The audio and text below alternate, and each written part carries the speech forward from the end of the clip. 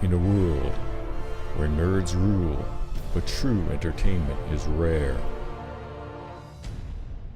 The Nerdy Entertainment Syndicate.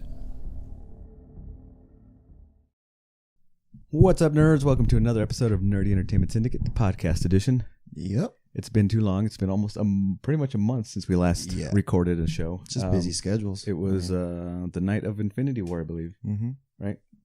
The day that changed everything.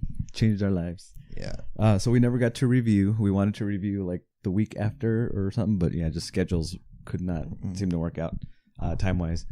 So I guess we'll do quick reviews of like the couple new movies that we've seen. Yes, we saw Deadpool, Infinity War, Deadpool 2. and you saw Solo. And I saw Solo. So, yeah, and you can spoil that for me. I saw Solo. It doesn't matter to me. Solo. Ooh. Hey, get it? Okay. Infinity War. Epic movie. I loved it. Yeah. I loved it. I saw it. Did you ever get to see it again? No. I need to see it again, though. If you do, yeah.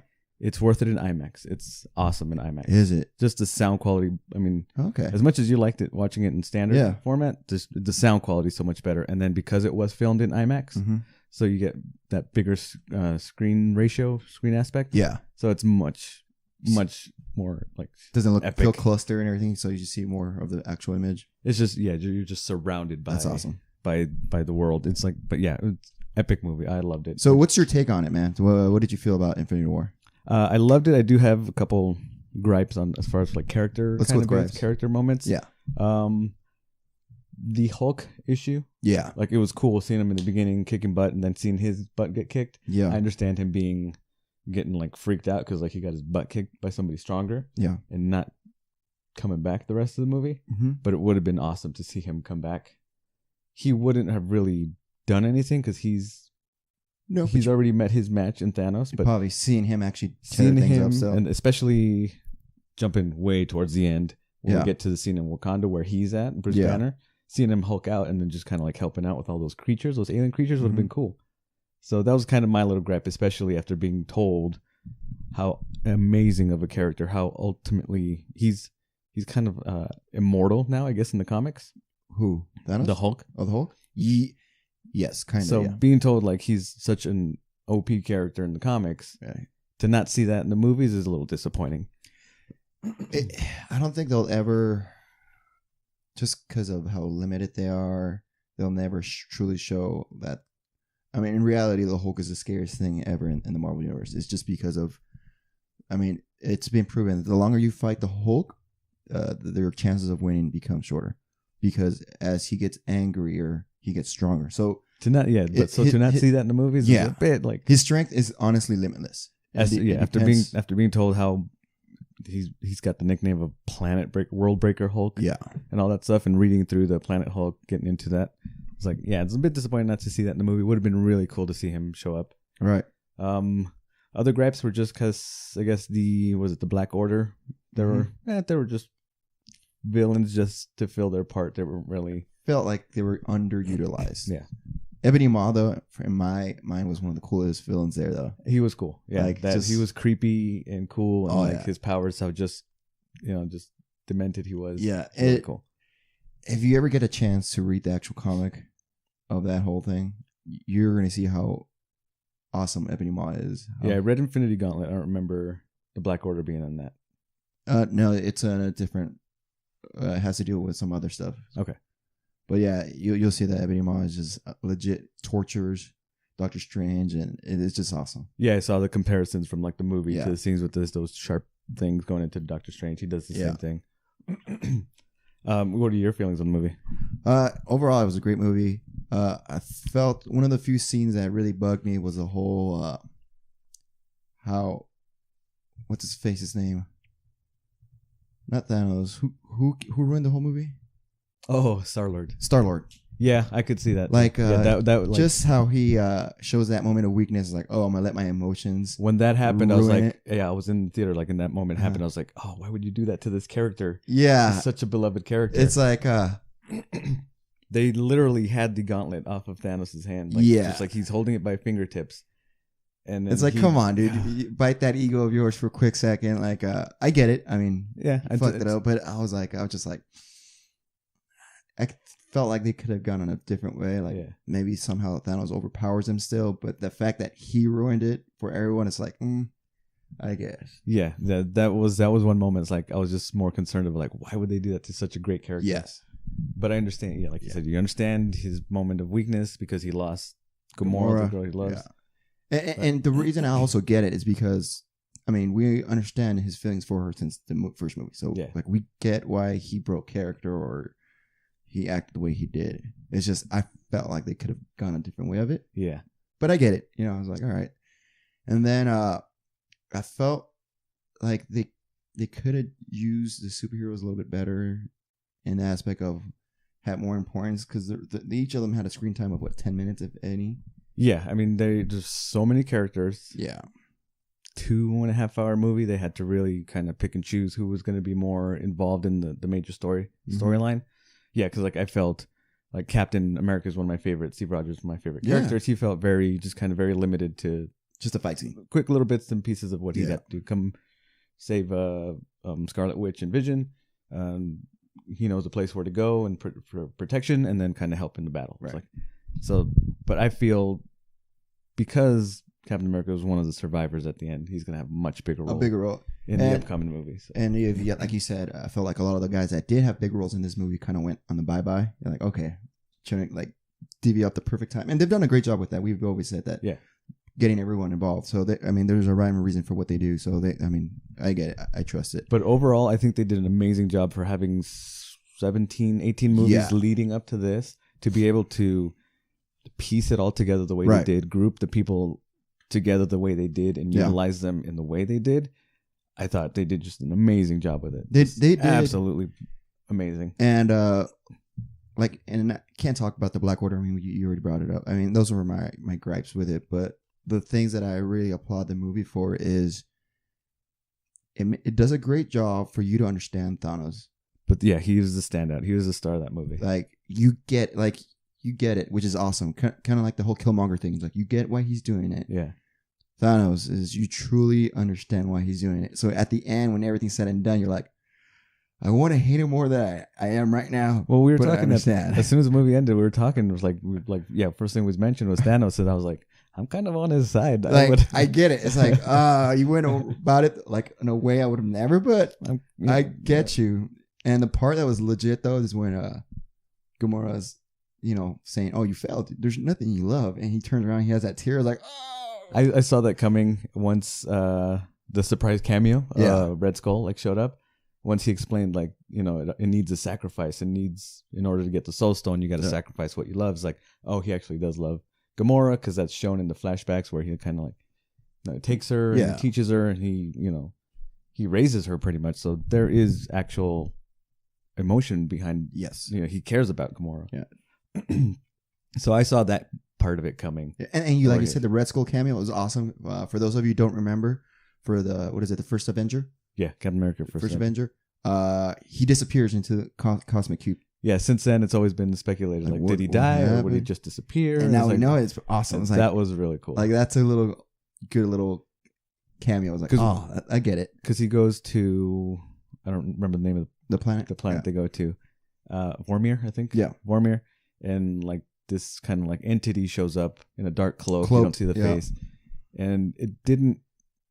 To me, I didn't like. Oh, who could this be? Or like, I saw other people were thinking, oh, that's probably Death from like the comics and stuff. But it didn't jump in my head. I'm glad they didn't introduce, because they would have to establish right off the back that Thanos is infatuated with Death because he cannot die himself.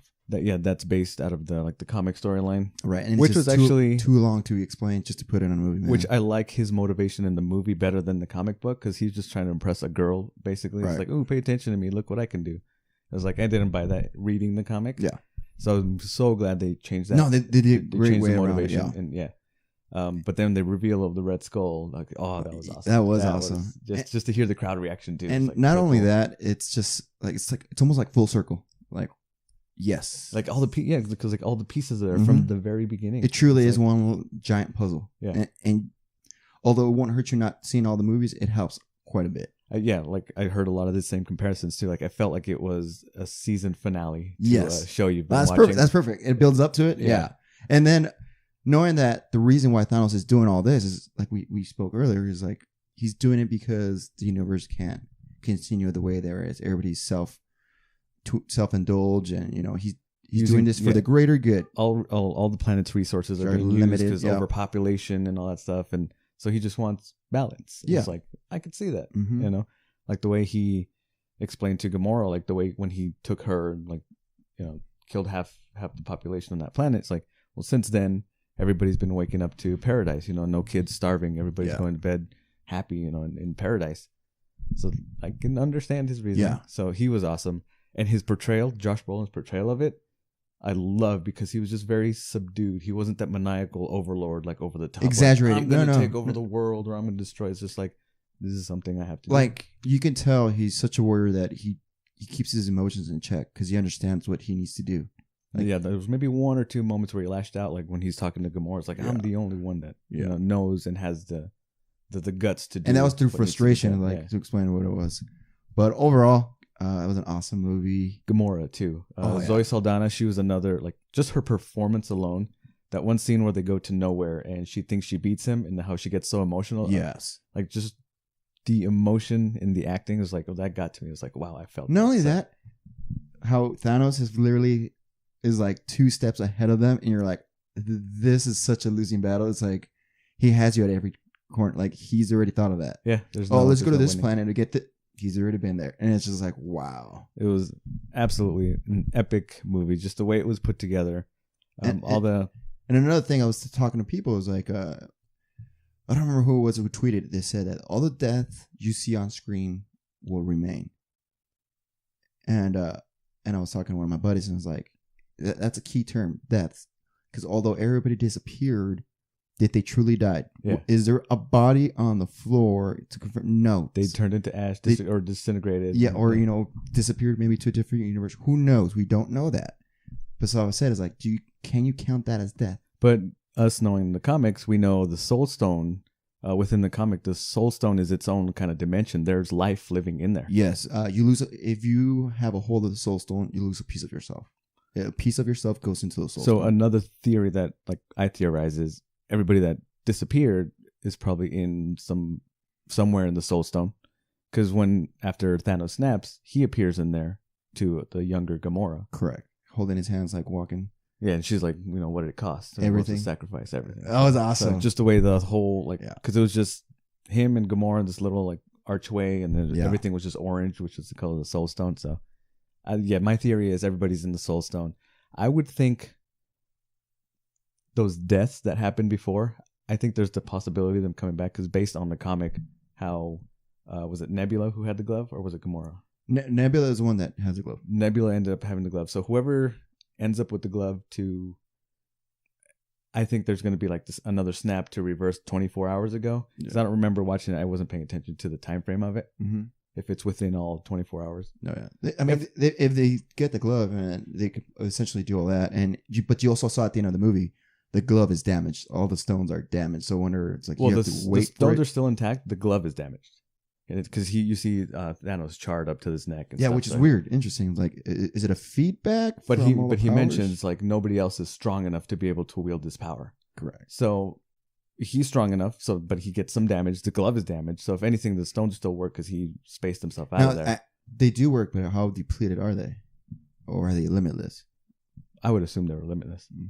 But my theory is whoever is going to sacrifice himself from the Avengers, either Cap or Tony, which it should be Tony, because he set everything in motion from the beginning. Right. Because he's not strong enough. He can do the snap, but he's not going to survive. Correct. The after effect of it. Because in the end, he's a normal guy. Yeah. Normal person, no powers. Or if anything, Cap can do it. Maybe withstand some power because he's got super strength. But who knows? But yeah. And then, talking about death, Peter Parker's death. That was in watching that was the most emotional one. Yes. Because it was a perfect kid response. And then, like, it hit me after, because I was watching it and you see him like, hey, Tony, I don't feel so good. And then he has the time to go and hug him and say, I don't want to go. Time to lay down and chills, disappear. Dude. It's just that moment didn't hit me until after reading it, but I did notice it. It's like, how come everybody else just kind of hey, what's going on, and vanishes, and he has time to? it's because of his Spidey Spidey sense. No, yeah. It didn't hit me until like really? reading that like a day or two later. It's like, that's right. It's like I did notice that, but it didn't click about the Spidey sense. And then again, reading 2 days later when I text you the Groot thing, that one ended up hitting harder too. Just going back and knowing when he said that on Twitter, I was like, oh, because there was a fan that tweeted James Gunn, who writes for the Guardians of the Galaxy, because he's all like, is it too soon to like ask what does Groot's "I am Groot" last line mean? And James Gunn tweets back, is like, I can tell you. And he says, father, it's dad. So like going back to it, it's like he's calling out to Rocket, like calling like dad, and then he disappears. It's like, oh, it's heartbreaking. That sucks. But there were 2 moments with Peter Parker that like just the performance of this little moments of like when he gets initiated into the Avengers. Oh yeah. Just his reaction to it, just like how he's like he's like so proud, he's like looking off, and then he kind of like composes himself and just like, okay, I'm in. Kind of thing. That moment, just like that acting moment, it was like that hit me. And you know what? And then at the end with the disappearance, the comedy in the movie too, it was well timed. Like it was good. It didn't feel forced. It was like, because they've always since the first movie, they've always cracked jokes just to crack jokes, but the delivery and all the parts were just equally as good. Yeah, it continued its comedy throughout all. And I still think Drax needs to stand alone. He was funny, but I don't think it'd be, because that'd just be too much with Drax. Oh no, I'm on board 100%. I was like, give me a spinoff, a comedy spinoff with him. Just the stuff he does is so stupidly funny. Yeah. Why Gamora? I'll do you one better. Why Gamora? Or the whole invisibility line is like, it was funny, but I don't see. You prefer a standalone Drax movie? Cool. Oh yeah, I would just I could quote that movie all day long if he remakes it. It was great though. It was absolutely an epic movie. Mm-hmm. Just awesome. Of course, the music we all know great. Action broke records everywhere, so it's to be expected. $1 billion, almost gonna hit. It's gonna be like the 4th movie to hit $2 billion. Yeah, which was amazing. Just a great movie. And then keep it along the same lines. Deadpool 2. We ended up going to see Deadpool 2. Uh-huh. I was thoroughly happy with it. Just enjoyed it from beginning to end. One thing I've noticed with all sequels, it's always first one is good, second one is okay, third one's probably better. This one's just way better than the first one, personally. Well, I wouldn't say The Last Jedi is. Oh, in this line of trilogy, it's only in 2 so far. Well, Last Jedi is in a trilogy. Well, we got Force Awakens, Last Jedi. That's like what, eighth movie. So yeah, Deadpool 2. Yeah. Hilarious. Yeah. Like they got to ramp it up for the second one. More action, more comedy, more characters. I loved it. And again, surprised by how much heart it has. Just the way the first one was that love story. Mm-hmm. Just how genuine, how it plays off of it. Just how much heart that movie has. And the second one, how he says in the beginning, this is a family movie. Yeah, about him like creating a family, or family and friends. Yeah, just how much heart this movie had. Mm-hmm. And it was just so funny, all the bits and pieces. I love the James Bond spoof intro with that Celine Dion song. It's like, it's so perfect, which I'm going to say right now, that's this generation's My Heart Will Go On, because that song is great. I love that song. Really? I love that song. The placement of it in the movie is great. The way the credits with the music, it's great. But only a few will get it though, so I don't know how it. I'm saying it right now. Put my money on it. It'll be nominated for an Oscar. I can see the movie getting nominated for an Oscar. Yeah, that song. Oh, the song I'm saying that itself song specifically. Really? I'm saying that song specifically. That's a bet I would take that it wouldn't. But either way, the love scene, like you make the connection the whole time, which you get his everything. It's like you understand why he's doing the things he's doing. The whole self-sabotage because she's dead. Yeah. He's trying to commit suicide, which is awesome. I was surprised. And they talked about that. They were going to show more scenes, like more brutal scenes of him trying to commit suicide, trying to take his own life. Oh, That's what they showed. But they said they were going to get too carried away with what was going on. And then the whole X-Force bit, which for sure no one saw coming. Oh, yeah. Putting the team together and then just so quickly, the joke of it. Killing them all off. And it's like, I get it. Like, once it happens, like, well, we get what they did. Yeah, that was hilarious. But just the way they did it is like, because I was like, I remember seeing scenes on the trailer of them fighting. Yeah. And they came out to admit that they shot these fake scenes. Yeah, they spent an extra day on the weekend just filming those quick little bits for the trailers. Just to throw people off. It was so awesome. And then the Brad Pitt cameo is awesome as a Vanisher. That was great.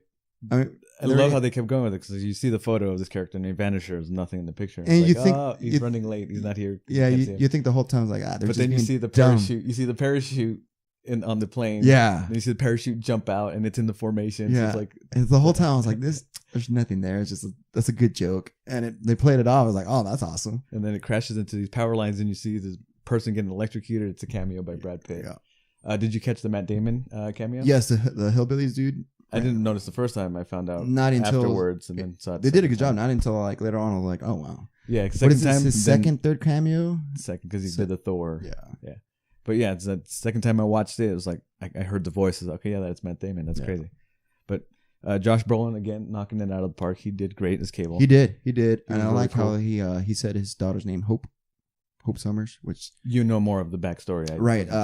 Hope Summers has the power to pretty much use any powers of any mutant that's near her vicinity. So if you can do telekinesis, she can do telekinesis if you're within her range.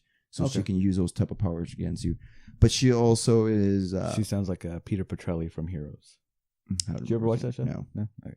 But she also helped. I don't know if you ever read this comic or not comic, but this story is where Scarlet Witch says no more mutants and pretty much wipes out the mutant population. No. Like she uses her powers just to restart everything. No.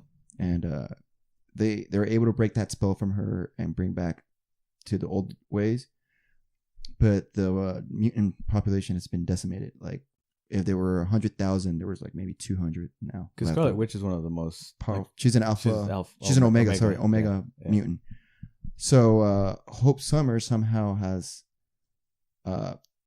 Somehow in the future, she's the one that restarts the Hope mutant population again. Okay. So she has a part in it.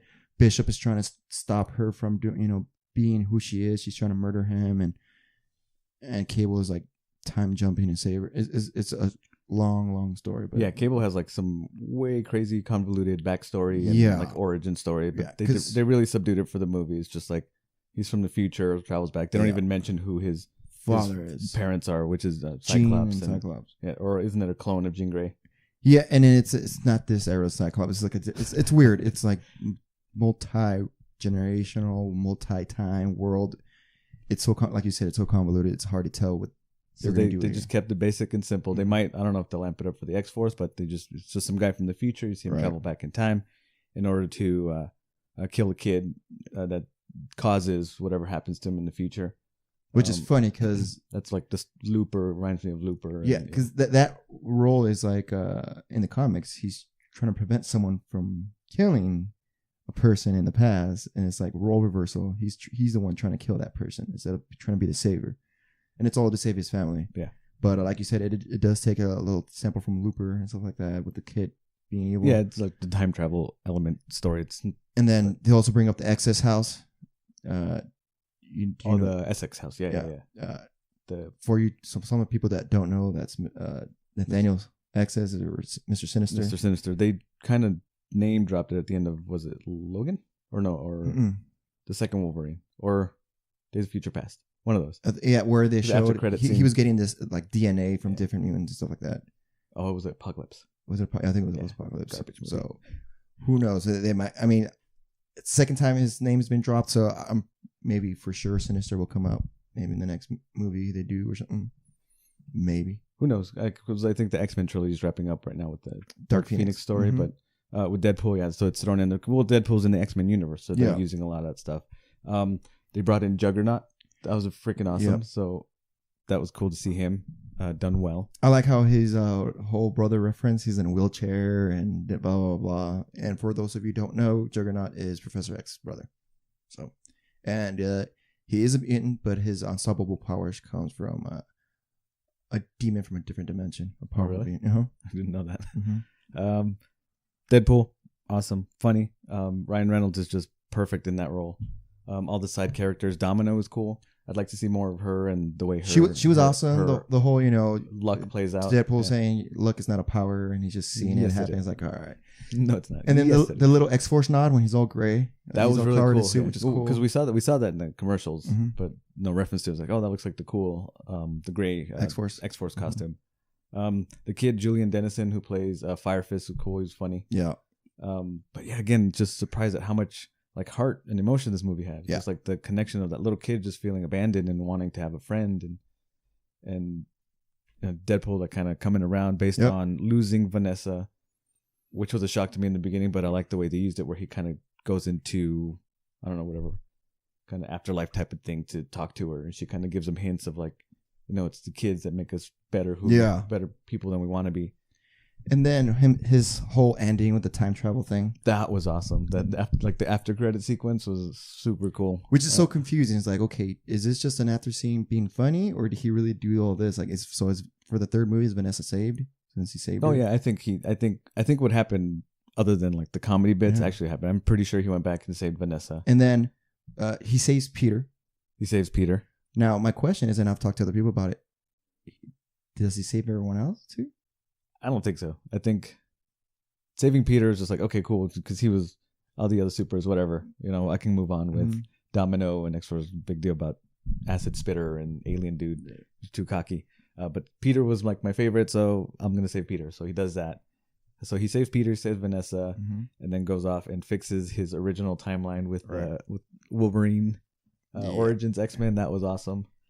/ kills Ryan Reynolds for seeing the best script ever. Green Lantern. You're in the Big Time Skid, and you see the Green Lantern script, and then blood splatter. He kills Ryan Reynolds. That was just brilliant, just because that's just right along the line. And the fourth wall humor with it's so dark, like a DC movie. All those, there was a lot of like those inside baseball jokes, like when he's talking to, like arguing with Domino about her luck, how she makes her way into the truck to start whatever mission they were on to save the kid. And he's like, "Luck? What kind of luck is that? Or what kind of superpower is that?" Luck is not a superpower. Like, what kind of writer came up with that? It's like somebody who can't even draw feet, and like that's the inside joke within comics. How the creator of Deadpool, his art style, he hid the character's feet a lot because he they were drew them small, super tiny, or super thin, like fat, misshapen, and just like he couldn't draw feet is like the joke about it. He can now, but and then the joke about like all his characters, Rob Liefeld's characters with the pouches. And how freaking Cable had all the belts and pouches and stuff. He even had a fanny pack. It was a joke. You saw what he did, right? He drew a character called the Pouch. The pouches, all pouches. The head of the pouch with the gun, all pouches. Yeah, that was really cool. So that's cool how he's in on that joke too. And they've already talked about for the third movie that Ryan Reynolds wants to bring it back to basics, like not have such a huge. Yeah, he says if there's going to be a third Deadpool, because it's all leading towards X-Force now, he kind of wants all that other bigger stuff stripped away. Just keep it down to the core of just Deadpool with one or two characters that you can play off of. Which I'm okay with. Yeah, that was what the first movie was. Yeah, and it's like cool. I mean, I love the second one just as much. And then we already know Brolin's already signed up for three more movies, 4 movies, whatever it is. So. Yeah, I think X-Force is supposed to be a trilogy. So. Yeah, so I'm cool with that. Welcome it. And either way, it's already broke its own record. And did it? Like the opening weekend? Yeah, it's starting record. Not it's grossing because it's still been other, but yeah. Yeah, for some reason, I don't know. I think just because the first one was such a surprise, like the word of mouth was a lot more than what I'm hearing from part 2. I've even heard people like just not like this one for some reason. Just like, I mean, valid complaints. I heard a reviewer talking about how there's just so many separate pieces of this movie that it didn't let things flesh out. It's like, okay, here's the opening with the characters of Deadpool and Vanessa, kill her off. Okay, that doesn't get to play out more than it does because we just move into, putting the team together, being X-Men trainee. That doesn't play out so much. Holy smokes. That's a little earwig. It went into the mic.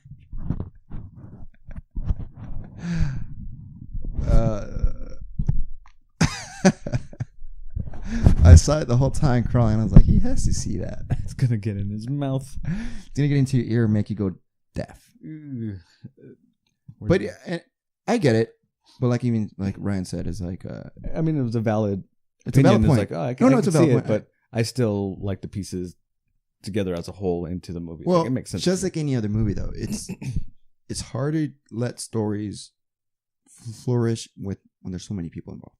Yeah. It's just unless you make it a 4-hour movie or Lord I of mean, the Rings movie. To me, it felt cohesive, but I understood the argument. Yeah, and then that argument falls into the point. Okay, cool. You're the type of person that enjoys movies that are just story driven. As do I. Which is cool, like you said.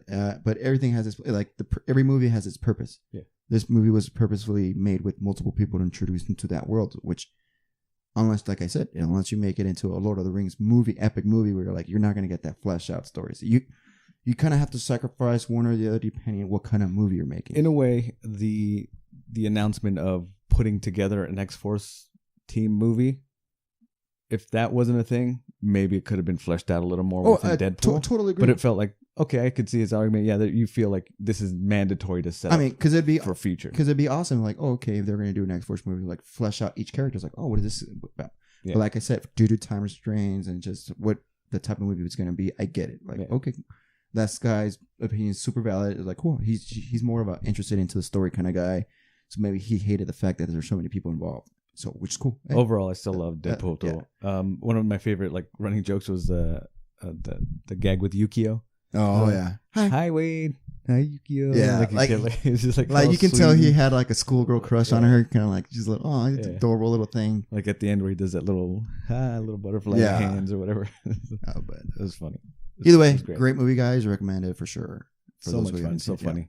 So if you like the first one, you'll most likely like the second one. That's what I said. It's just as funny. If you like the first one, you're gonna like the second one. Yeah. There's a few jokes that are like kind of repeated. Oh yeah. But it was like, okay, whatever. Yeah, that's fine.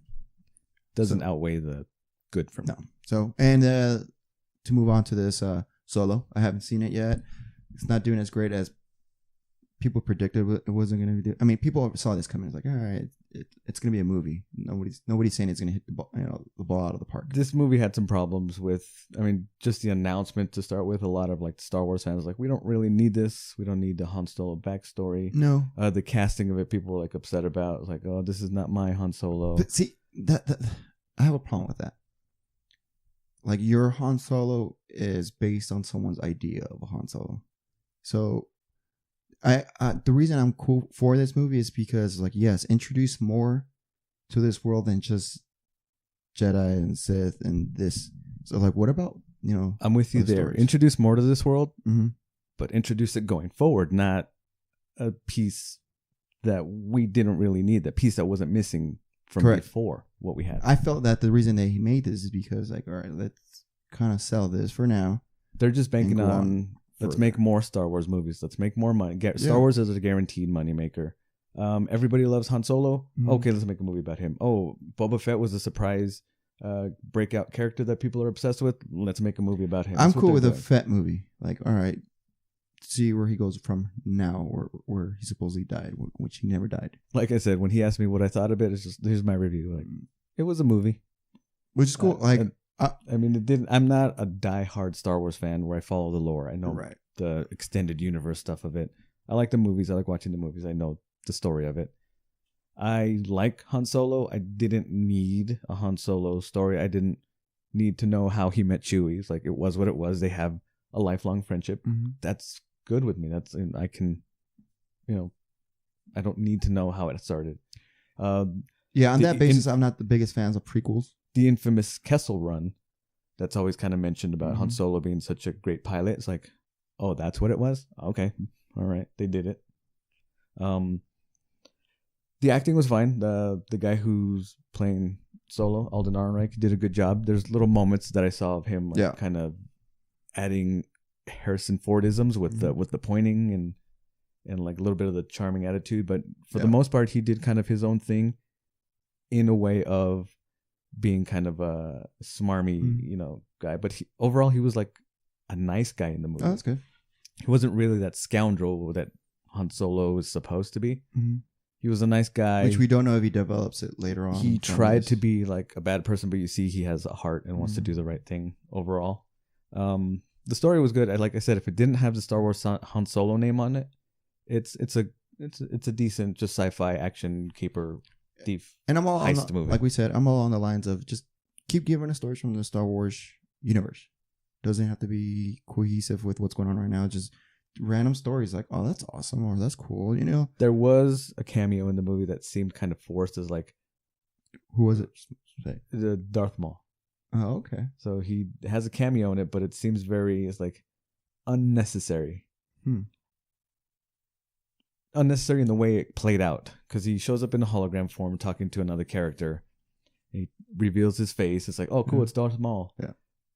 But for those people that don't know who Darth Maul is, let me show you what I can do. Boom, here's my double-sided lightsaber in a hologram. What does he need that for? And he ignites it. It's like, what do we need to do that for? In a hologram.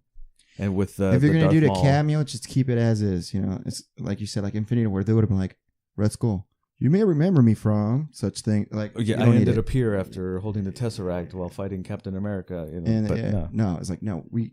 Like, it would have been fine with the reveal. It's like, oh, that's Darth Maul. Keep it as because they even show like his metallic legs. Because based off the animated series that continued from there, Darth Maul is still alive, but half robotic or something. Correct. He does not die from that getting sliced in half from the prequels movies. Yeah. Mm-hmm. So there was that. It just seemed forced with the whole like, here, let me force the double-sided lightsaber into my hand and ignite it in a hologram for absolutely no reason. Yeah.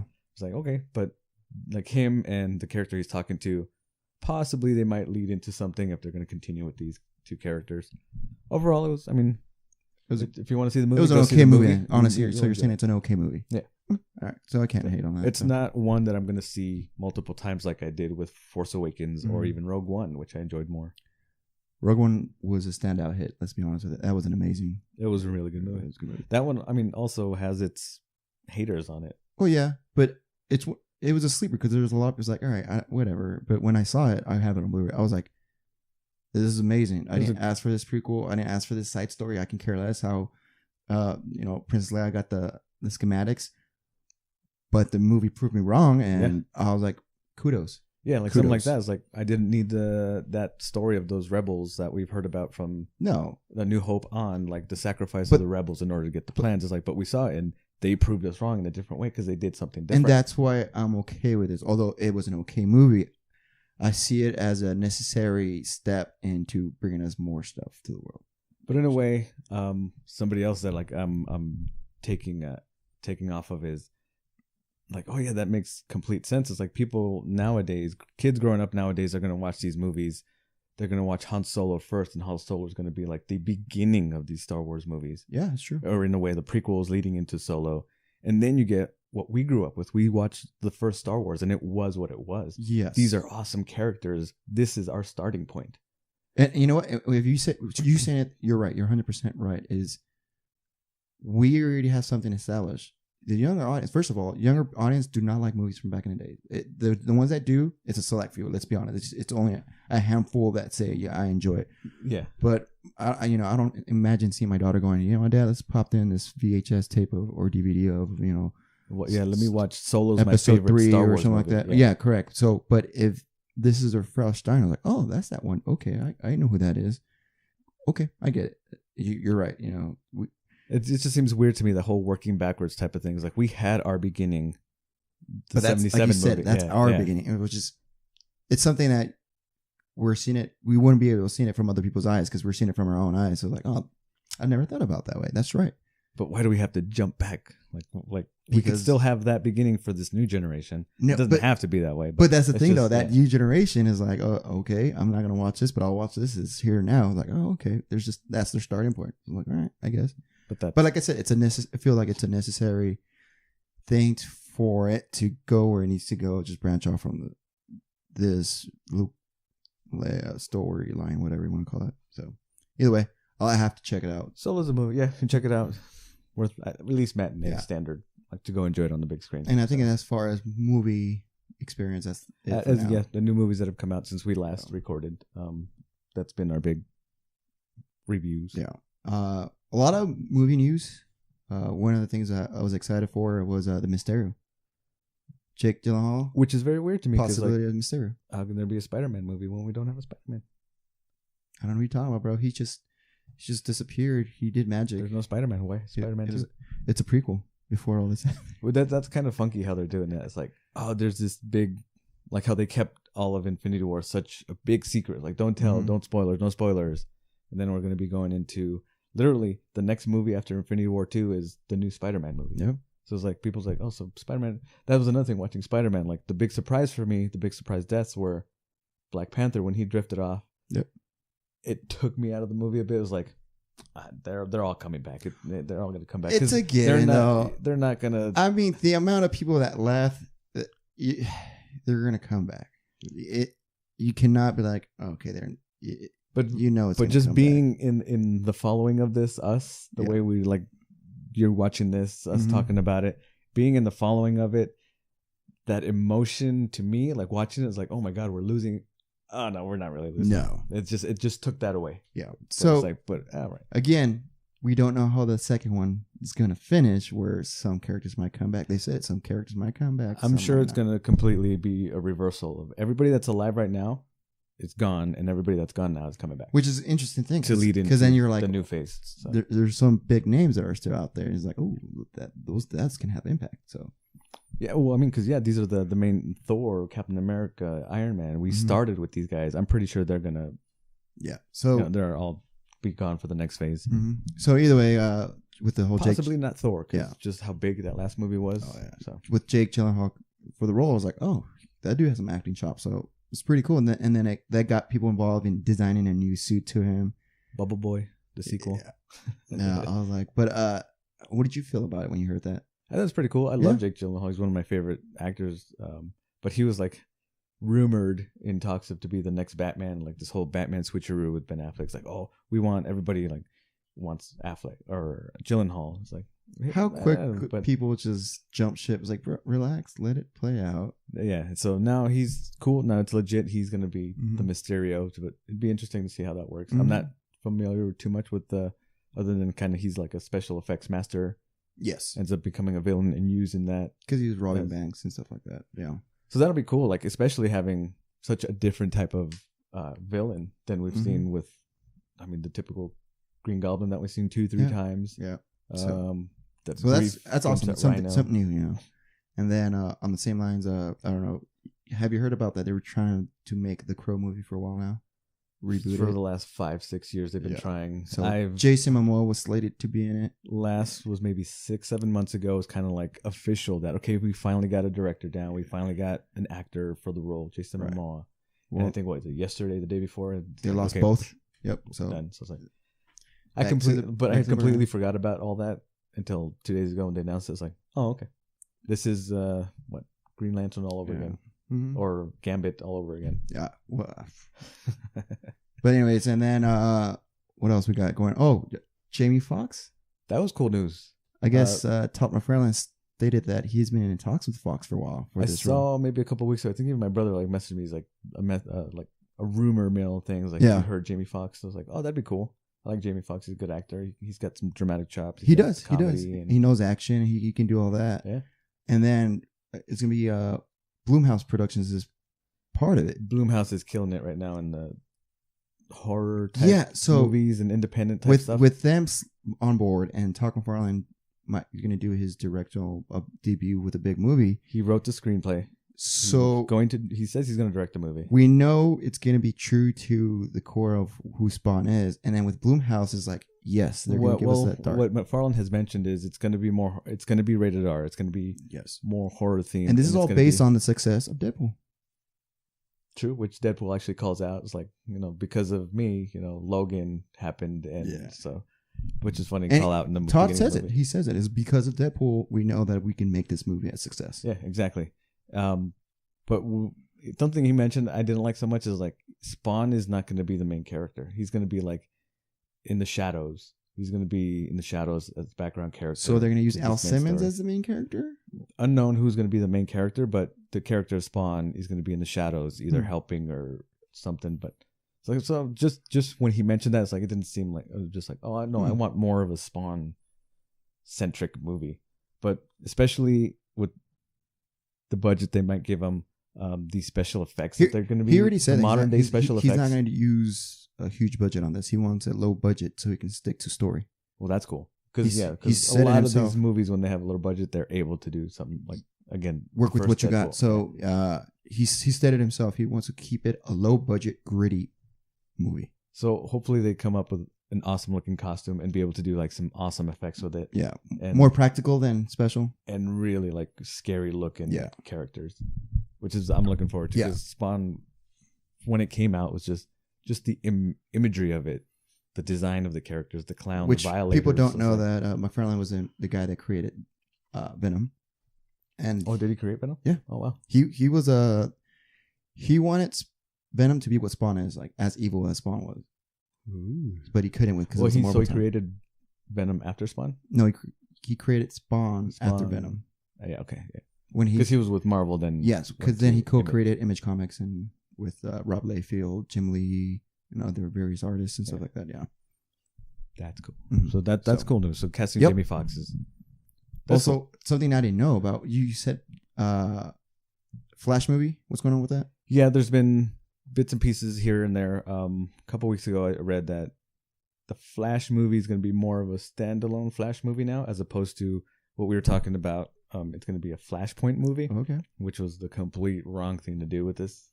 Because it would have just for us fans, we get it. For the people who knew, it was like, wait, what's going on here? That's too far advanced for a first Flash movie to introduce. It is because you're literally audience. telling everyone everything you know is wrong. Yeah. Because he travels back in time to save his mom. He does. Things are completely different. Batman's not Bruce Wayne. Wonder Woman and Aquaman are at war with each other. Joker's not the Joker you think it is. So this is just too convoluted for just the character has been introduced, but we need a proper introduction of his world and his story with him as a character, with his close-knit. And introduce the Speed Force, properly introduce it. Give us a story on that. Because explain what's this whole electricity going around him and stuff like that. Which is, I thought they did an awesome showing how it's part of him when he's using his speed. How is it? But I would have preferred if it was yellow and not blue.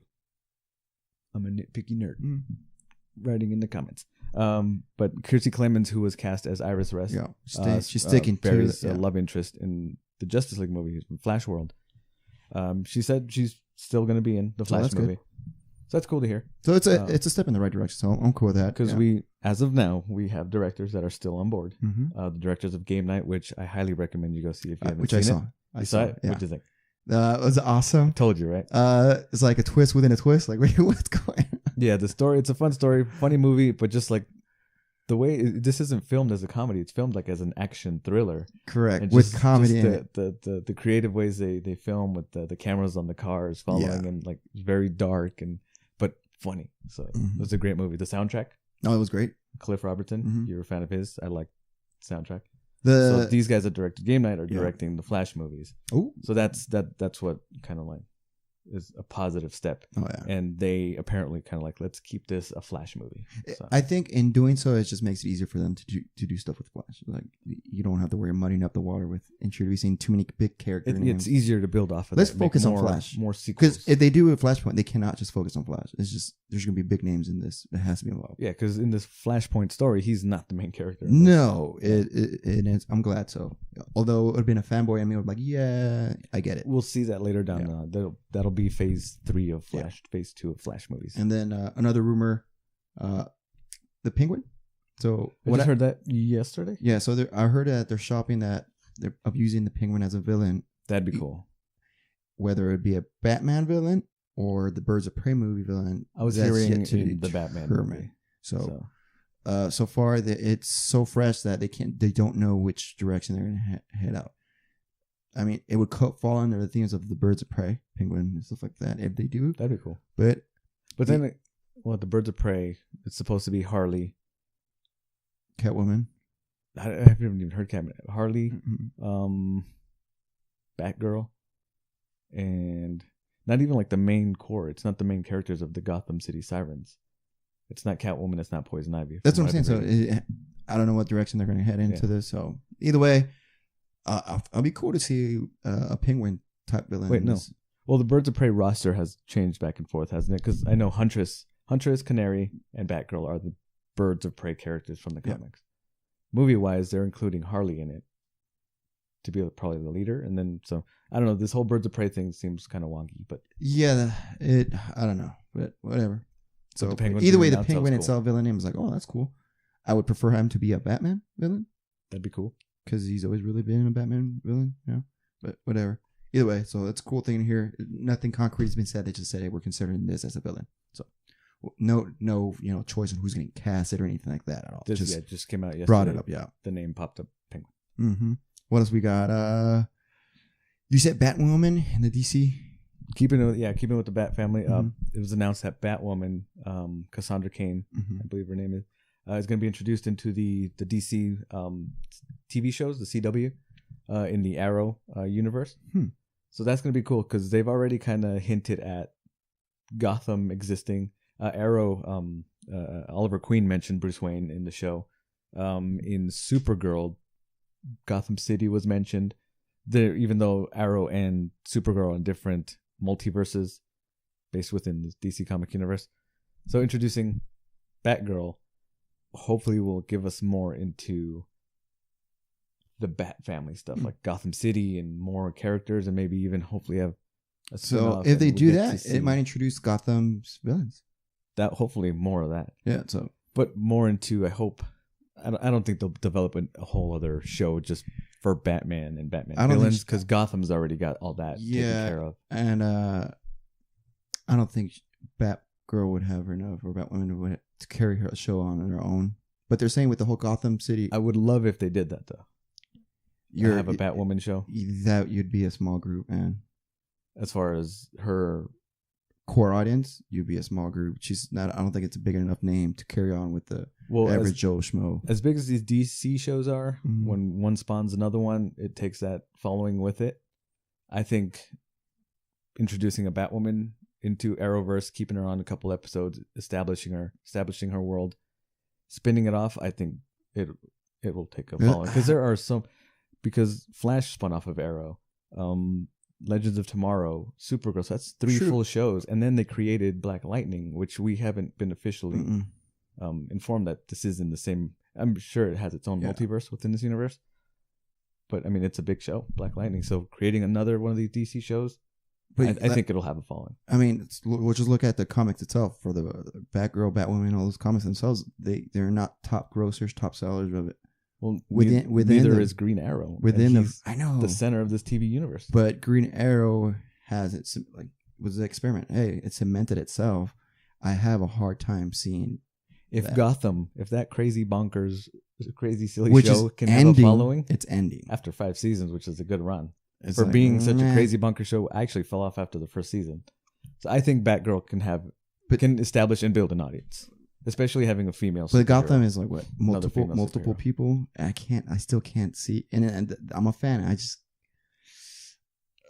Well, there's no talks of it happening. But no, I would think it would. I think for sure. I would put money on no, but you put money on yes. Yeah. What else?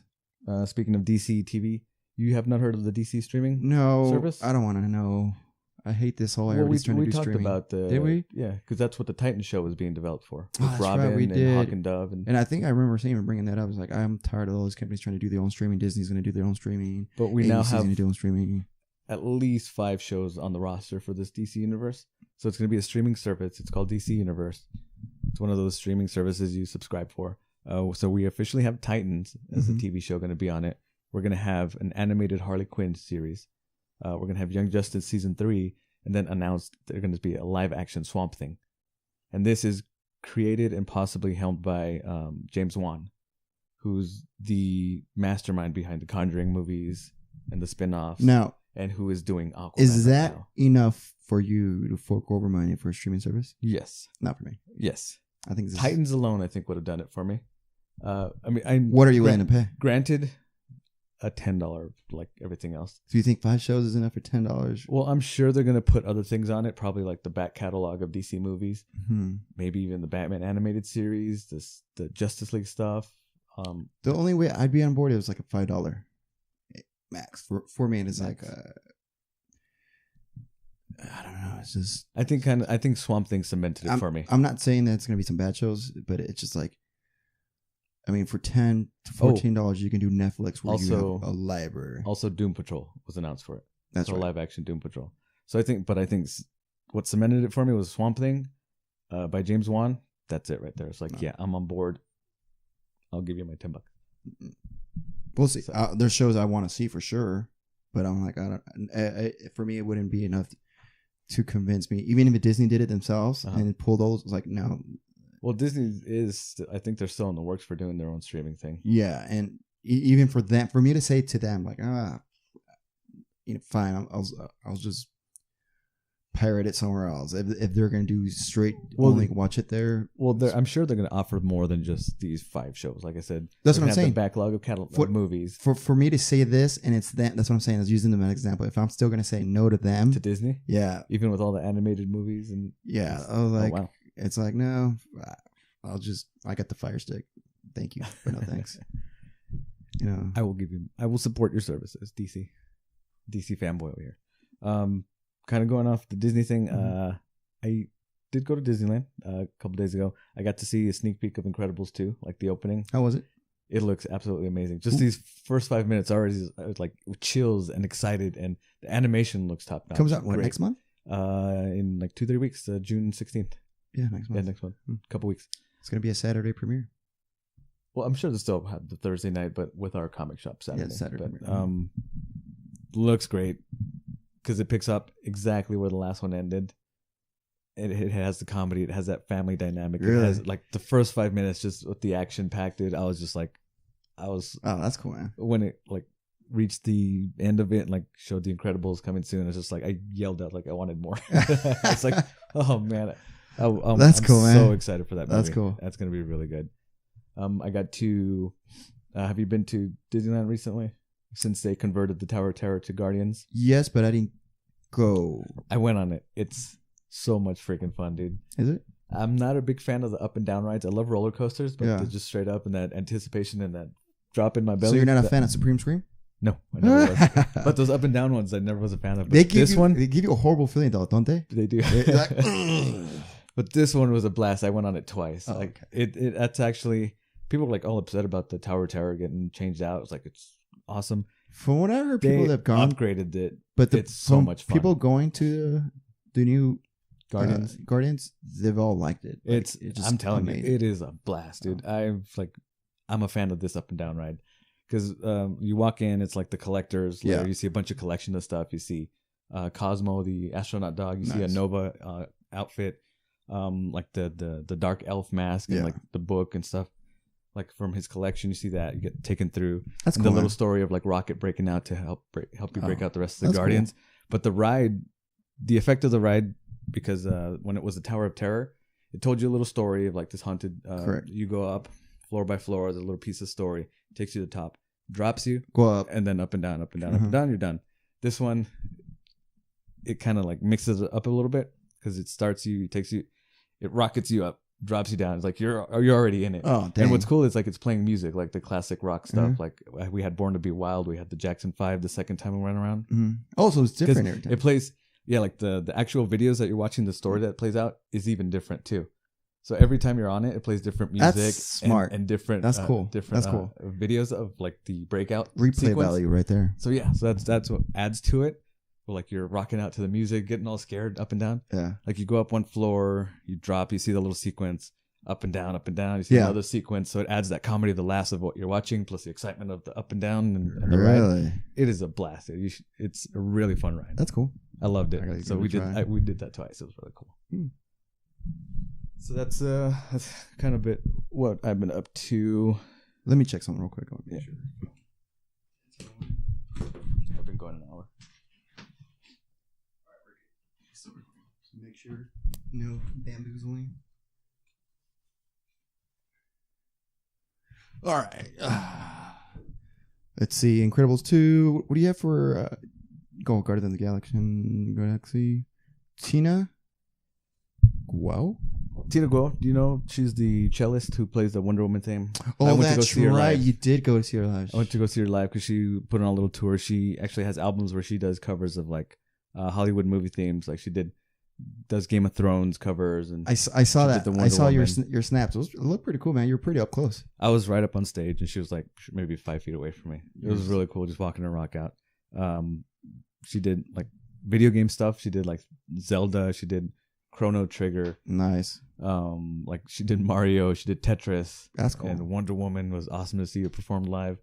Oh yeah, I was right up front on stage. I got some Geeking footage. out. And I'll then probably add footage. she responded to one of your Twitter, or not Twitter, one of Instagram questions. Oh yeah, that was cool because like before the show, she's like, "Oh, I can't wait to see you guys." Yeah. You know, shows at so. And I messaged like, "Is there going to be a merch table? Because I want to buy some merch." Yeah. And not until I was actually there, like I was like standing, like I met this couple. We were talking about like being fans, and like, talking music because this guy's like a music composer too, and he's just getting into it. We're talking, and he follows her on Twitter. He's like, oh, wait a minute, is this you right here? And she just like she replied to your message. I didn't even realize she had done that like 3 hours before. That's cool. So then I read the message, and she's like, yeah, that we're gonna have merch, and I'm gonna be there for a meet and greet. It's like, oh, that's so super cool. So I didn't even expect that. So that's awesome. It was a cool. See Tino Go, check her out. Mm-hmm. She's on Google and iTunes and all that stuff. So really cool stuff. Another thing we got to experience this past month was the Ontario Convention Center. Ontario Comic Con, we have a local convention center here, and they put on, this is their second annual Comic Con, which is really good. It is. They actually, I mean, I know I'm a bigger Marvel fan. They had Chris Claremont there. They had a lot of good names there. They had big names. Yeah. And for those of you who don't know Chris Claremont, he is an amazing writer. Like, his stories are amazing. He's one of the top names in comic book writers. Yes. Yeah. Overall, like, you know, you got your Mark Waid, you got Chris Claremont, you know, your Garth Ennis. He's on that list of amazing writers, and it was awesome. I got a couple things autographed, and it was just... That's sweet. That's really cool. Did you get your Punishers? Because there was another artist there, right? For the Punisher? Was it the Punisher? Or? Yes, I got my Punisher signed, and also got... what else did I get signed? Some Thor stuff. But yeah, and was it Punisher? Yeah, it was... Yeah, the Punisher, I got stuff signed. So it was awesome, dude. They've always... If this is their second year, I can imagine what else they're going to be able to bring them. Well, their first year was only 1 day, so they had such a good turnout. It was a 2-day convention this weekend. And you had my only gripe was what happened? Just the organizing of the entrance. There was only one entrance. So I wasn't there for that debacle of you waiting in line. It wasn't so much a debacle, but like it wasn't properly set up because they opened at 10. I got there at 11 and still waited an hour to get in. That's in insane. line. And I showed up at 12:30 and I had pre-purchased my ticket online. And I told you this, I'm not going to pre-purchase anymore. I'll just rather, because the line to buy it on the spot was like, oh, doors open. Yeah, this is the line for people who are smart. I'm like, I'm gonna be with the other people. I'll pay that extra $1. So that was my only gripe. I actually purchased comics at a Comic Con. So I got the Batman. I showed you the 700 because I've seen this image like on the internet all over the place. My brother actually has this tattooed on his arm, but I love this image of Batman. So I saw this. I was like, "Oh, cool! You know I want to whose get run that is?" And that is one of the another legendary comic writers, Grant Morrison. Yep. So the art's amazing, the story is amazing. But yeah, being issue number 700 is like cool. That's kind of like a monumental type issue. And I just love the cover. I'm slowly cataloging my comics. It's gonna be a long process cataloging them so I can set them up. And you have a bunch of this era, right? Oh man, you're gonna be amazed, and you're like, ooh, wow. So I bought that. Cool. Oh, I also met, again, Kevin Conroy, the voice of Batman from the animated series. I got my volume 1 of the DVD signed by him. Cool. Got to chat with him really quick because I mentioned, because just the day before or two, there was a video of Michael Keaton doing one of those like college speeches where he goes back to his graduation and like guest speakers. Yeah, and he ends the speech was like, I'm going to leave you with these 2 words, and from now on, just remember this for me. Just leave 2 important words. I'm Batman. He walks off stage, and I love how Michael Keaton is just like taking that, embracing it. He's embraced it for his entire life, his entire career. So I was talking to Kevin Conroy. He's like, "Did you see that? Did you get to see that?" I was like, "Yeah." Did you see what I responded to, like the Twitter or whatever? And I said, "No, I didn't get a chance to see that." He's like, "Yeah, if you're Batman, then who am I?" It's like, really cool guy, really nice guy. I've met him. I met him once. I got a picture with him. I've had 3 occasions like meeting him, but the first one was kind of a surprise. I didn't have like stuff ready to get signed. Second one, I was like taken in. Like my buddy was actually getting the meet and greet. And he's like, "Hey, come into the picture," and like he allowed me in the picture. Cool. And this one, like I had to have something. Hey, that's like, cool. Of my collection signed. And then I went and met Andrea Romano, who's a legendary voice caster. She kind of pretty much cast what is our childhood of the 90s. She cast like the voices in Animaniacs and all those animated series, the DC Universe stuff, and like voice cast in the Batman animated series. For the female voice actors. It's a small world for that. There's quite a few. I'm not too familiar with most of them because I don't follow that many female characters in the animated world. Oh, there's like 3 main ones. I forget the top of my head, but like, you know, Tara Strong. Tara Strong, one of which them. does a bunch of characters. She does a bunch. From My Little Pony E.G. Daily, to DC there's, to, you know, I'm trying to remember her name. She started singing too, but she did like the Rugrats, and she does a ton of other voices. We're like, oh, my generation of voices, stuff like that. I don't know by name, but I can picture in my head at least 5 or 6 female voice actor characters. Andrea Romano, yeah, I actually got to meet her at the Long Beach convention the time before, but I didn't have the opportunity to like get anything signed or anything because I didn't have something of mine. She had pictures and stuff, prints to sign. So this time around, I wanted to come say hi again. I told her, hey, I met you at Long Beach. I didn't have the opportunity to. So I wanted to actually have something for her to sign and got a picture with her. She's a sweet lady. Really, really nice. That's cool, man. Really cool. Also met Jason Inman. I think maybe last episode or before I talked about the Jupiter Jet comic that I read. Yeah. That him and his wife write. And his artwork was included with the convention. He helped, didn't he? Because it looked like it was Jupiter Girl. No, that's their own. That's actually funny enough. That's their own mascot. Oh, is it? Yeah. It just happened to coincide? Yeah. Oh, I thought I was like, all right. Yeah, this is a small character they created and wrote a comic story. It's like similar to the mascot of the Ontario convention. But yeah, very similar with the Rocket Pack, almost like the Rocketeer type character. He was there with his wife signing. I got that signed, and he's actually a competitor in the Schmodown, that movie trivia show that I watch. So I got talking to him about it because I actually messaged him before. It's like if he was going to have, because he's the Inner Geekdom champion of like the geeky trivia stuff right now. So I asked him if he was going to take the belt, and he's like, "Nah, we're not allowed to take that belt out and stuff. Oh, we got to keep it at the studio."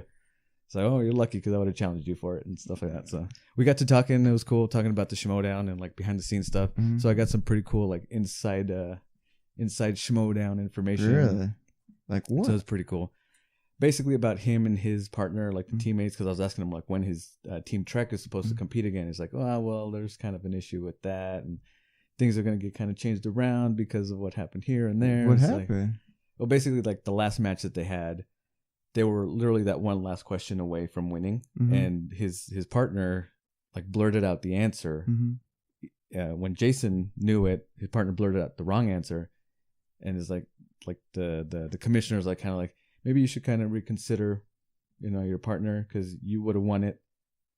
He kind of blurted it out and stuff. You guys weren't really head to head there at the time. I mean, they've been a great team because they've made it up to the final for the belt. So they're just kind of like inside stuff. Like, yeah, because of that, maybe I should consider looking for someone else. Ooh, drama. So it's cool. It's like a little inside Schmodown. That's cool, man. Information. So that's cool. Which actually I'm going to another live event. Is at this Saturday. My favorite team is Who's your team? It's the Shire Wolves, Clark Wolf and Rachel Cushing. They're like 2 of the best competitors right now.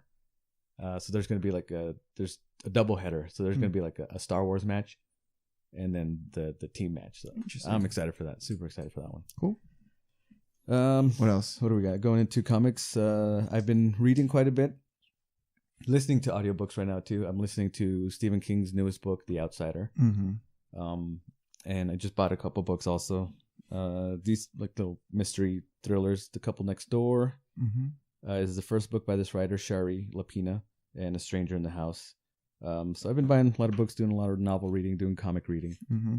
Here's this anthology book called Reconstruction. It's for a charity for benefits to donate for Puerto Rico after all the hurricanes and tragedy there. So that's it's an anthology series, bunch of writers, a bunch of artists, a bunch of short stories in there. Cool. Make sure to check it out. It helps all the benefits go to Puerto Rico and helping reconstruct there and build there. Being a DC fanboy, yeah. All these events going on right now. We got Batman and Catwoman getting married soon. It's funny because Marvel has their own marriage. Is it like going right now, or because I remember Colossus and really? Kitty Pryde? Oh, is it recent? Yeah, been a while ago, right? No, they're gonna get married right now. Oh wow, I thought that happened before. Who recently got married? Maybe 3-4 years ago. The gay couple. I think it was. Yeah, it was one from Alpha Flight, and the other one I remember. So Batman, Catwoman getting married is the DC. Was a DC Nation issue 0. I got a variant cover. You see the price there. I had to get that's creepy, cool. And this little No Justice arc featuring Justice League. Mm-hmm. This is like a super cosmic story. Kind of the effects of what happened in Batman Metal kind of leads into this, which is going to lead into what's going to happen with the Justice League, because it's kind of going to get reformed from here on out. Mm-hmm. So this kind of tells you kind of like the leader of this group is going to be either Superman or Martian Manhunter. We're going to have actually Sinestro.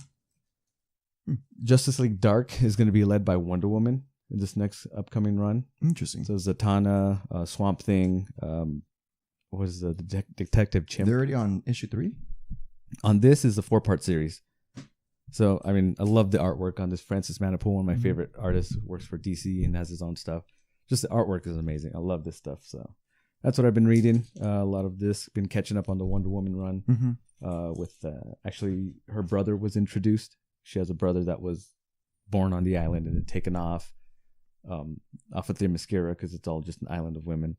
So I've been reading that, catching up with that. Got to catch up with Flash, because there's a Flash War coming up. So I think Barry Allen and Wally West are going to kind of War of the Flashes. Go head to head, and there's going to be only one remaining after that. So. Yeah, it's interesting, the whole Flash thing, what they're doing with like the 2 different Wally West. And I fell behind maybe about 10 issues ago, so I'm not up to date. Then I won't say anything. But and then the cancellation of the Green Lantern Corps, which is interesting. So I wonder what they're going to do with. I think Hal was the main leader of that one. Yeah, so I think they're just introducing too many characters. Well, they're still continuing to, even after this cancellation, they're still introducing, because there's so many other new characters off of I get it. The Batman Metal story. Yeah. We got like a character called Sideways. We have new Terrifics. Yeah. I don't know if you've seen that. Yes, I have. So yeah, they're still introducing new characters, but I guess just because of the Green Lantern Corps wasn't getting sales, so they decided to go ahead and cancel that run. So hopefully that'll bring Hal back to like the main core of the Justice League. So we'll see what's up. But besides that, I've been reading up on Punisher Platoon. Finally finished it off. Garth Ennis story. And you got to Free Comic Book Day. Correct. I got him signed, which is awesome. Another bucket list for who signs my stuff. Nice. So I need to create one day. Hopefully, I'll meet Grant Morrison and get something signed from him. That'd be awesome. That'd be tight. Yep. I already got Mark Waid. Got an Alex Ross signature. I've had a lot of artists' signatures. Alex Ross. Wow. Yeah. That's a good one. I gotta show you what he signed. It's the one where it has Joker and Harley Quinn, where Alex Ross drew it. Yeah, the cover is awesome. So, besides that, dude, like I did finish that. I'm catching up on the whole Punisher series itself, the non-adult version, because the Platoon one was a Max series. I don't know if people are aware. The Max series for Marvel is adult content. There's nudity, death, and all that. Gore, gorier, more adult themed. Yeah. Rated R, I guess you can say. And finishing up on that. And then start catching up on the Thor storyline, where the new Thor is going back to the old Thor kind of, or the Hammer is, because it was with I forget her name, Jane Foster. Yeah, Jane Foster's was the last new Thor, and it's gonna go back to Odinson. Okay, so cool. I'm trying to catch up on that. What's going on? But besides that, there's nothing else new. Right on. Yeah, there's not much else. I've been reading. Video games, haven't done much. TV watching, not much. Video games wise, I started playing Speaking of Wolfenstein 2. So that's pretty much it. I just started. What's going on? TV wise, just the news came out yesterday that Andrew Lincoln is going to be leaving The Walking Dead. Rick Grimes. I did not know that. Yeah. So upcoming season 9 that'll be coming out later this year. He's only going to be in about half the season, and is there a reason? Done. Just no official reason yet. There was something I read about an announcement to be coming soon, but it's official that he is leaving the show. I get it. When shows prolong this run, people are like, all right, I want to try something new. Even Maggie, the character of Maggie, Lauren Cohan, there was a bit of a dispute like with her contract, and she wasn't getting paid what she was owed, being such a big part of the show. Yeah. So there was talks about her leaving the show too, but she's extended her contract for about half the season. But no actual word of her officially leaving or staying on after then. But she's even on I saw a trailer for a new show that she's going to be on. It's like Mr. and Mrs. Smith type of spy comedy on Channel 7 ABC. But yeah, that was like kind of like, whoa, that was pretty shocking Interesting. news. So even though I still have not caught up with the last half of last season, because again, it's just that mid-season break kind of just kind of broke the momentum for me. So I haven't caught up. To hear that the lead character of the show is leaving, it's a bit like, I'm a bit in shock right now. So, I mean, we'll see what happens from here. So what most likely is going to happen, there's even talks now of Norman Reedus, the Daryl character, kind of getting bumped to the lead. Based on, I don't know how the season ended. I'm pretty sure Negan's still alive, because in the comic he's still alive. Yeah. So I don't know if they're kind of going to bump up Negan's role, because in the comic, after their all-out war, Rick and Negan battle it out. Yeah. Negan gets imprisoned. He doesn't actually get killed. No, he gets imprisoned in Grimes' house. In a way, he kind of starts kind of incorporating. He still's got that bad attitude. Trying to manipulate his son and everything. And but he integrates into the group and becomes a help. It becomes part of the group, but still has his attitude, and they still kind of butt heads. So I don't know if like in the show they would end up bumping Negan maybe second lead to Daryl, like to kind of continue forward. So that'd be interesting. That's my theory. That's my guess. I wonder if that's how they would work it. But that was a bit of a shock. So we'll see where it goes from here. So that's interesting to see what happens with that. That's just that type of move will change the whole dynamics of the whole show. Yeah, everyone really well. So. I mean, I'm still a big fan of the show. I know people have their complaints. It's like, oh, it's a lot of the same thing. Like, yeah, it is, but I like these characters. I want to see this journey. So it's just wow, that was a bit of a shock. We'll see where this leads them. So that's on the TV news front. I haven't been watching much TV. All I watch is YouTube. These nerdy shows with Screen Junkies. I don't have Collider. I don't have it. I just Looper. It's Collider for me as well. Comic book news and blah blah blah. Rarely TV. It's just Netflix or movies or something like that. But okay, I think that's it for today's show. There's nothing else to add on my part. You. That's it. All right, thanks guys for sticking with us again. We should have an unboxing sometime soon. The same unboxing too. We're gonna have our big box, and we're gonna each. Like, what did you get? What did you get? We got the same like thing. Yours. Ooh, hopefully one of us gets in a limited edition something. That'd be cool. The pen. Oh, because actually, because we got variants. Geek Fuel. I got the remember the Star Wars keychain? Yes. You got a Death Destroyer, right? I got the Millennium Falcon. Yep. That was cool. Cool. So that's gonna be fun. We'll have our own unboxings. I've signed up for the Geek Fuel. I have now a Loot Crate horror edition. He showed me that. I was like, yes, that looks awesome. But nowadays, it seems like they're every 3 months with these subscription services. Hopefully, they don't line up together so we can do one. Yeah. Close like a month later or something. But thanks again, guys. This is going to be game over for us. This is Los. It's been fun. It's Drew. See you guys. Adios.